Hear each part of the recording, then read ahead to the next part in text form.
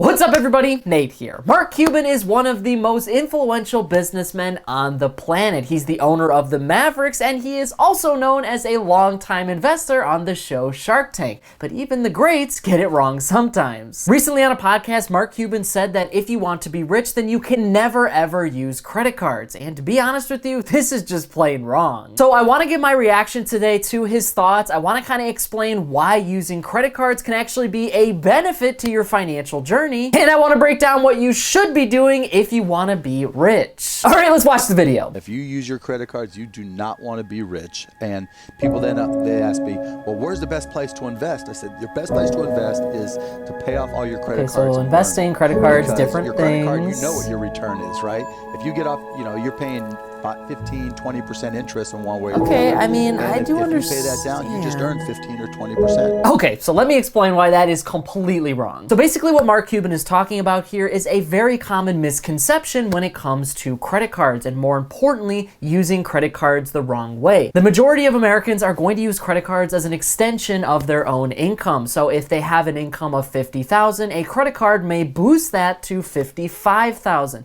They are going to drive those credit cards up as high as possible. And at first, it seems like it's really doable because the payments are going to be really low. You can buy something for a few grand and you're only going to be paying, a couple $100s a month for it. That is a whole lot cheaper than it is to spend and save thousands of dollars of your own money. Now, to Mark Cuban's credit, what he's basically explaining here is that when Americans get into this cycle, it is a debt trap. So now these credit cards are a detriment to their finances and they're spending all of this money, and what that is taking away from is the potential gains they could be getting by putting that money in the stock market or in real estate or just investing it in general. That's what he means by the 15 to 20% returns. That is the interest that many of these credit cards are going to charge you when you use them. So instead of spending that money on a credit card, you could spend that money on investing. However, this is a very negative way to use credit cards, and there actually is a right way to use a credit card that can actually build your wealth. Credit cards are not a bad thing. I grew up thinking that spending money on credit and spending money that you don't have is a terrible thing, but when used the proper way, credit cards can actually make you a whole lot wealthier because there are a lot of benefits to using credit cards than there are to your own money. For one, credit cards can actually make you money over time if you use them the right way. This is because many of them have cashback bonuses and they give you a lot of perks just for using them, like going to restaurants or buying everyday goods and services. So if you have certain qualified purchases that you make on your credit card, then you're going to get a percentage of that money back in cash, and then you can use this cash to pay down your debt, or you can use it just for anything that you want. The point is, the credit card company is actually going to cut you a check depending on how much money you actually spend on your credit card. Now, things can go really south if you spend too much on your credit card and you end up not being able to pay your balance off in full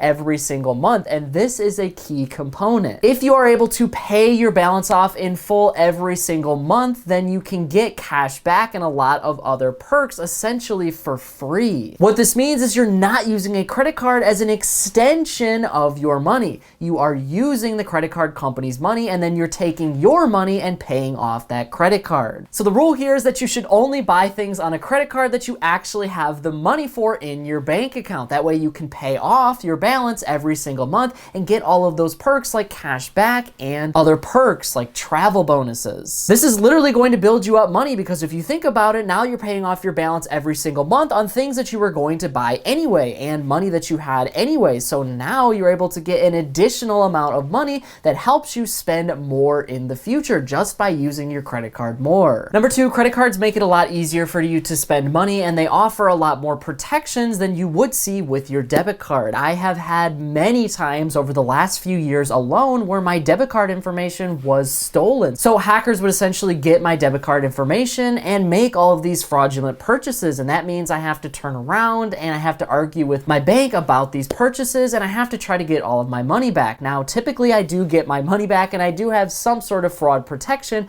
on my debit cards, but the fact of the matter is that money is coming out of my account, and until my bank reimburses me and does its full investigation, I'm out of that cash. With a credit card, it's a little bit different. Yes, you're going to have those fraudulent alerts, and yes, people are still going to be able to steal your credit card information, but that money is coming from the credit card company. So you are not liable if it gets lost or stolen. It's not your money. That means your money has a certain level of protection, and the rich need protection when they're spending their money. They need to be able to have their money protected, or else their investments are going to be lost and they're not going to have any extra money to spend in the future. Now, what I think Mark Cuban is more talking about here is bad debt. So people end up spending on credit cards and they buy things that just really don't make any sense for their financial journey. Like, people will spend on a credit card or finance anything in their life, like new sunglasses, like a refrigerator, literally anything. People will go out and spend money on a credit card. And this is considered bad debt because it doesn't really do anything for your wealth building journey, and it only costs you money over time. There are certain things that you're going to need in life, but not everything needs to be put on a credit card, and that's something that you have to figure out for yourself. What is a need and what is a want? The other important use of a credit card is it allows you to start building credit so that way you can buy other things in your life, like if you want to get an auto loan or if you want a house. You have to have some sort of credit score if you want to prove to credit agencies or to pretty much anybody else in your life that you want to buy something from that you are a trustworthy borrower. Not having a credit card, not ever spending money on a credit card, it's going to be really difficult to show anybody that you are financially responsible. Credit cards are one of the easiest ways that you can build up that credit, and the longer you have a credit card, the more credit history you're going to have, which proves that you are a responsible borrower. If you do what Mark Cuban is saying here and gather up all of your credit cards, pay them all off, and then cancel all of them, well, then you're not going to have enough credit history in order to show lenders that you are a trustworthy borrower. And I think the question that Mark Cuban is kind of bringing up here is, for the average American, borrowing money is bad. And I would say for the majority of Americans, borrowing money is bad because, again, the more money you borrow and the more you are in debt, well, that is just going to hurt your chances of building wealth in the future. And that is the point that Mark Cuban is trying to get across here.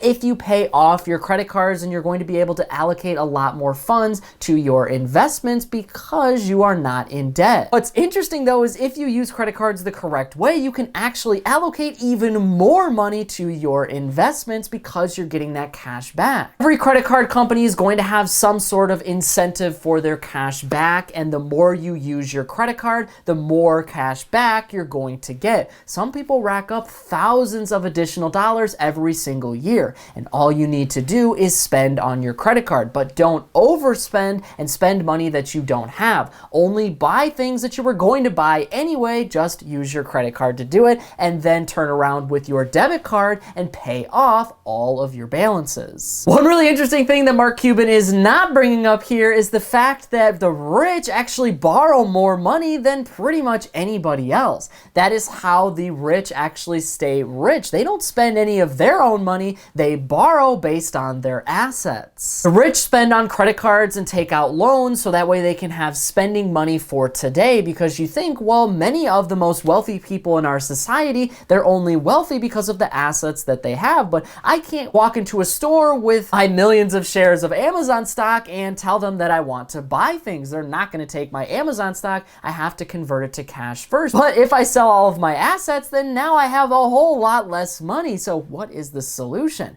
I borrow and use my assets as collateral. This is what the wealthy do and how they spend money. So it seems pretty ironic for Mark Cuban to say borrowing money is horrible and terrible, and then for him to also spend money in that same way. And the reality is, borrowing money and spending on a credit card is not as bad as your parents or grandparents taught you all of these years. Spending money on a credit card can actually help build your wealth, and borrowing money in general, when used correctly, can build your wealth too. You just need to buy things that are going to continue to make you wealthy. The last thing that you want to do is spend your credit cards on consumer goods that only depreciate in value. You want to use your credit, you want to borrow money to buy things that are going to appreciate in value over time, and that is a really good use of debt and credit. Like I said, if you use these credit cards incorrectly, then that can really build up on interest over time, because interest rates for credit cards are sometimes 10, 15, and 20% plus APR. Annually, they're going to charge you this interest rate for using their money. That is the trade-off when you spend on a credit card. You're going to have a really, really high interest rate because you can spend and thousands of dollars right now, and you don't have to take the time to save. That's the trade-off. The worst thing that you can do is take these credit cards and build up a whole lot of debt and then just make minimum payments over time. If you do this, then Mark Cuban is right. You do not want to be rich. That means never carrying a balance on your credit card ever. So every single month you're paying it down, and like Mark Cuban said, this will immediately give you 15 to 20% more that you can use to basically do anything that you want with. But avoiding credit cards in general is a bad financial mistake, and it is definitely not one of the best investments that you can make. So you will want to use them, but you just need to use them responsibly in order to get all of the benefits. But that is it for today's business and financial news breakdown. Thank you so much for watching. If you want to stay up to date with all the top business and financial news from around the country, our team puts together a free daily newsletter, and you can subscribe to it by clicking the link in this corner right here. And if you want to stay up to date with me and everything else happening in the business and financial world, I'm putting out updates 7 days a week over here on this channel, and I've actually got another one ready for you right here, so be sure to check that out before you go. That is it for me, everybody. Be kind out there, and I'll see you all in the next one.